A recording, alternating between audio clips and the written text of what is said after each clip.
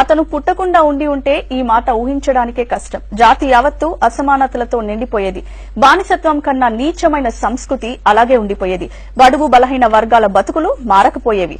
ఒక్క మాటలో చెప్పాలంటే మనుషులు మనుషుల్లా బతికే అవకాశమే లేకుండా పోయేది. కులమత వర్గ వైషమ్యాలు లేని జాతి కోసం అహర్నిశలు కలలుగన్న స్వాప్నికుడి జయంతిపై V6 స్పెషల్.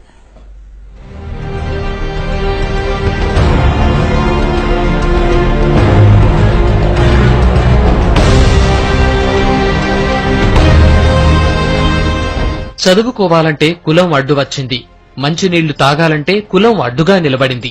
పనులు చేసే చోట, దండం పెట్టుకునే చోట, అన్ని చోట్ల కులమే. అన్నింట్లోనూ కులమే. కుల పిశాచి యాక్టివ్ గా ఉన్న కాలంలో 1891 ఏప్రిల్ 14న తక్కువ కులంగా ముద్రపడ్డ మహర్ కులంలో పుట్టారు అంబేద్కర్. మిగతా వాళ్లలాగానే అంబేద్కర్ కు కూడా చిన్నతనం నుంచి కులమే ఓ భూతంలా అడ్డుపడింది.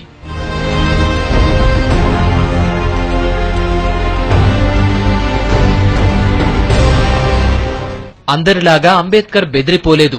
అవమానాలు సహిస్తూనే ముందు ముందు తనలాగా మరెవరూ అవమానపడకుండా ఏం చెయ్యాలో ఆలోచించారు, ఆచరించారు. ముంబైలోని ఎన్ఫిల్ స్టోన్ హైస్కూల్లో చదువుతున్నప్పుడే కులపిచ్చి ఎంతగా ఉందో అర్థమైంది అంబేద్కర్ కి. అంటరాని కులంలో పుట్టావంటూ అంబేద్కర్ ని క్లాస్ రూమ్ లోకి రానిచ్చేవారు కాదు. బయటే ఉండి పాఠాలు వినేవాడు.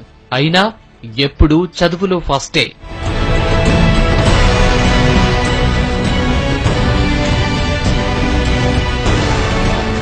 చిన్న వయస్సులోనే రమాబాయితో అంబేద్కర్ కు పెళ్లైంది. అయినా చదువు ఆపలేదు. 1907లో మెట్రిక్యులేషన్ పూర్తి చేశారు. 1912లో ఎకనామిక్స్ అండ్ పొలిటికల్ సైన్స్ లో బొంబాయి యూనివర్సిటీ నుంచి డిగ్రీ సాధించారు. బరోడా రాజు సంస్థానంలో ఏడాది పాటు గుమాస్తాగా పనిచేశారు. అప్పుడే అంబేద్కర్ సత్తా ఏంటో జనానికి తెలిసింది. అంబేద్కర్ మామూలు స్టూడెంట్ కాదని బరోడా ప్రభువు గ్రహించారు. పై చదువుల కోసం అంబేద్కర్ ను అమెరికాకు పంపించారు. కొలంబియా యూనివర్సిటీ నుంచి పీజీ, పీహెచ్డీ సాధించారు. ఆ తర్వాత లండన్ వెళ్లారు అంబేద్కర్.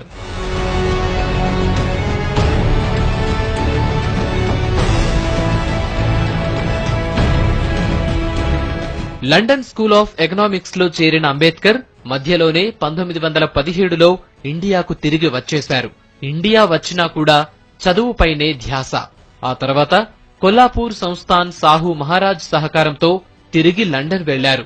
1921, 1923లో 2 డాక్టరేట్లు సాధించారు.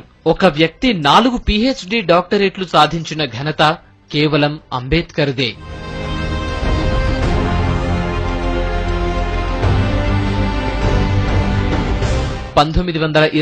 లో లాయర్ గా ప్రాక్టీస్ చేశారు.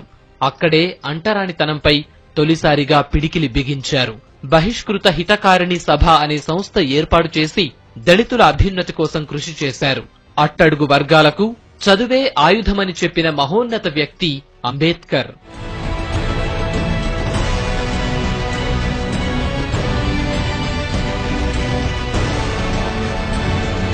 అంటరాని కులస్తులుగా ముద్రపడ్డ వాళ్లని గుళ్లోకి తీసుకెళ్లారు.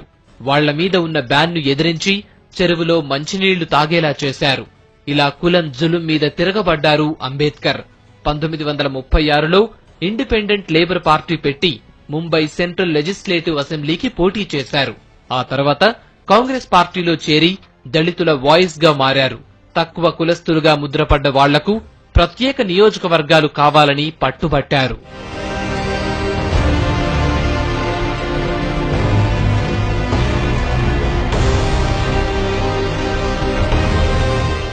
దేశానికి తొలి న్యాయశాఖ మంత్రిగా పనిచేశారు అంబేద్కర్. దేశానికి దశ దిశ చూపెట్టేందుకు రాజ్యాంగ రచన బాధ్యతల్ని సమర్థవంతంగా నిర్వర్తించారు. భారత రాజ్యాంగం ఇంత సమగ్రంగా ఉందంటే దానికి అంబేద్కర్ తెలివితేటలే కారణం.